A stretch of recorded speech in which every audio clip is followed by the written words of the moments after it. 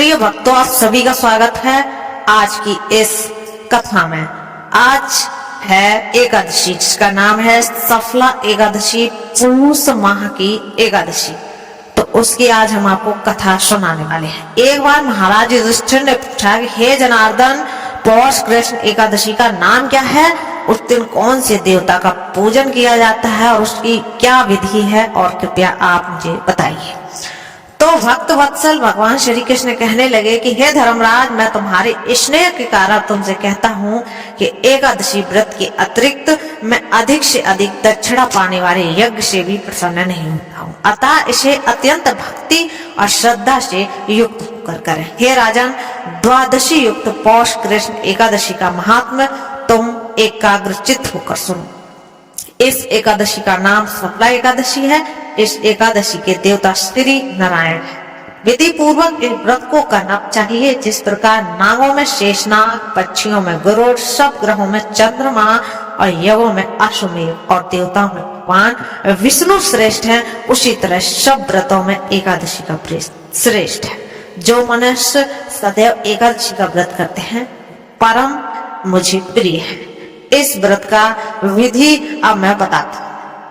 मेरी पूजा के लिए ऋतु के अनुकूल फल, नारियल, नींबू, नैवेद्य आदि 16 वस्तुओं का संग्रह करें। इस सामग्री से मेरी पूजा करने के बाद रात्रि का जागरण करें।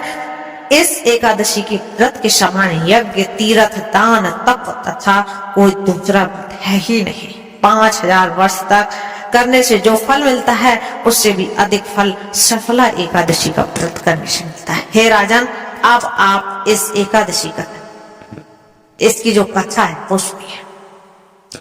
तो चंपावती नगरी में एक महिष्मान नाम का राजा राज करता था। उसके 4 पुत्र थे। उन सब में लुम्पक नाम वाला बड़ा राजपुत्र महापापी था।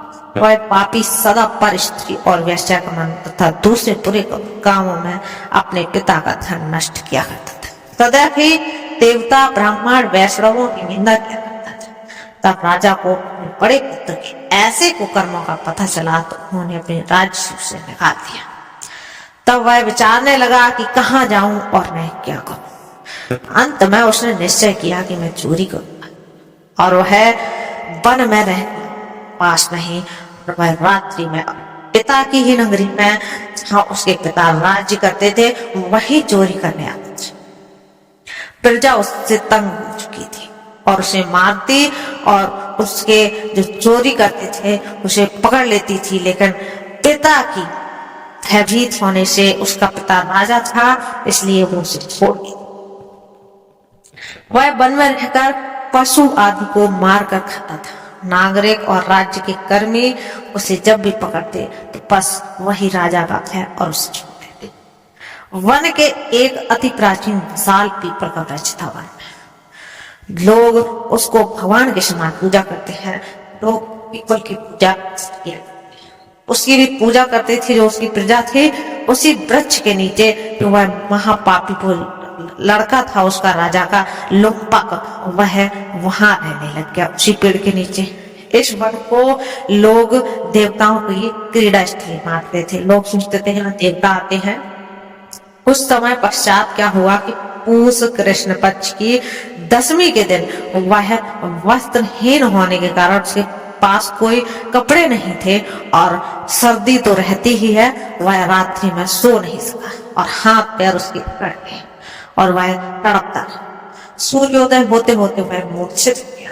दूसरे दिन एकादशी को मध्याह्न के समय सूर्य की गर्मी पड़ी तो उसकी मूर्छा खुली तो भोजन त्रास में निकल पड़ा।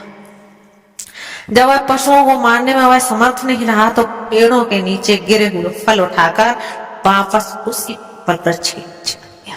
उस समय तक भगवान सूर्य अस्त हो चुके थे। वृक्ष के नीचे उसने छल रखा और कहने लगा, हे भगवान, अब आपको ही ये फल अर्पित है। अब मैं कुछ नहीं कर सकता, आप ही तृप्त हो जाइए। इस रात्रि को जो दुख के कारण उसे नींद नहीं आ रही थी, जब वस्त्रहीन पड़ा था, उसके उस उपवास और उसके उस जागरण के कारण देव अति प्रसन्न हो गए।